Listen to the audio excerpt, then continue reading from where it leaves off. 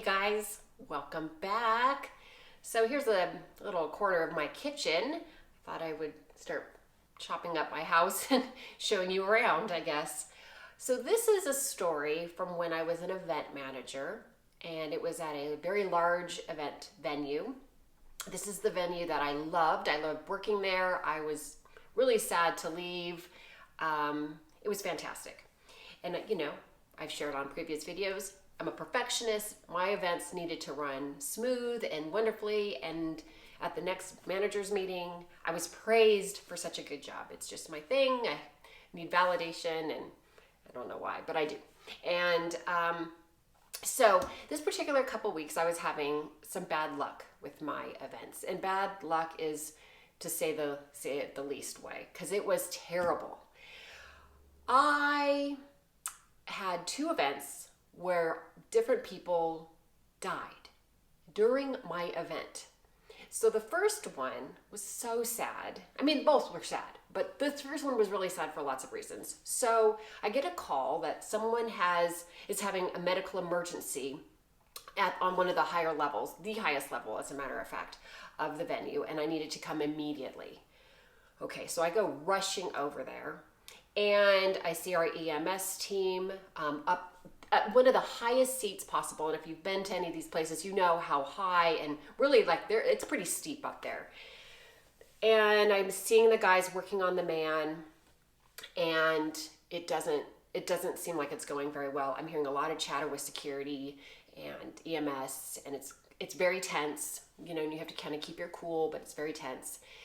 And they end up having to obviously bring him down, and like I said, very high, very steep, and he wasn't a small man, I'll say that. And so it was really hard, but they got him down, and they did what they could do in the corridor. The ambulance arrived, and I had been told that he hadn't made it, which was horrible and devastating. So that's very sad. But the other sad part of the story is he was there with his grandson and his grandson's friend, both kids. So he had taken these two kids to this game and had this massive heart attack and died. And these little boys were quite small. I mean, they weren't like 2, but they were like, I don't know, 9. And they did not know their grandmother's phone number at work. So it was chaotic trying to get from these kids where the grandmother, the wife of the man, where she worked, so she could come get these kids. Because otherwise, they were going to be taken by the police. We couldn't reach anybody. It was horrible. These poor little boys were so scared, devastated. We didn't know what to do. So eventually, I think somehow the hospital was able to track down, and it all worked out in that way. They got reunited, obviously, but it was horribly sad. It was horribly sad for that family, and quite shaking for us, as a building. That wasn't what we wanted, and very sad for all of us to witness that, and how sad we felt for that family, and those little boys. The little boys, it was. And I mean, obviously we felt bad for the woman and losing her husband, but those little boys were so scared and so sad. It was really terrible. And then not too long after that, I think within weeks, I was working a boxing event, and it was televised. So I get a call that someone was having a heart attack right next to the ring. Okay, so I run down there, assess the situation, and yes, there is a man now on the ground with EMS working on him, trying to keep him alive, and they're doing their compressions and everything. And of course, right, because I have terrible luck sometimes, it is time to go on air. The cameras are ready, everyone's ready, televised event. But sadly, you can see what's going on in the background. The camera showing what is happening right outside the ring. And so a decision had to be made whether we delay television or do we keep going. I mean, we don't really want to show that on TV. but we really can't be delayed. It was a terrible position. I mean, I know that sounds terrible because I'm just like, must be thinking about myself, but it wasn't that. I felt so bad. I didn't know what to do. I mean, you feel so helpless. You just feel helpless and you just want this person to be okay. And you see the people working really, really hard and there's just a lot going on. But I also had to be thinking too, like, okay, what do we do? What's the decision? We got to make a decision. So it's really hard to juggle all that.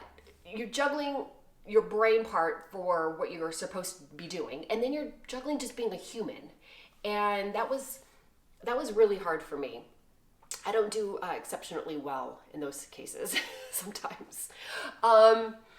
So I actually don't remember what we ended up doing. I know though that he survived the heart attack, and they brought him back. I guess he probably, when I say he died, I think he stopped breathing. His heart stopped, that kind of death. Like he wasn't, it had been not very long. Anyways, and then, the next couple managers meetings, I would get teased quite a bit. Like the bosses weren't going to be there. No one's going to be there on my events because I had like this black cloud around me of, scary stuff. So it made me feel even worse. Like I was hoping wasn't bringing bad, juju to my events and to this building and to people around me. Anyway, those are the only two that I had that I know of that somebody died at my events. I'd had many people get hit with hockey pucks in the face. Oh, that's terrible. That was before they put up those big nets on the ends. They started doing that when I was working there. But if they got hit with a hockey puck, so cold, so fast, heavy, hard. It's pretty bad. It's gnarly. And usually people, we're sorry, got another hockey puck, which I find ironic.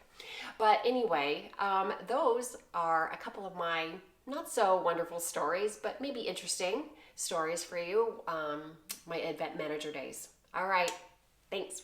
Don't forget to subscribe, like,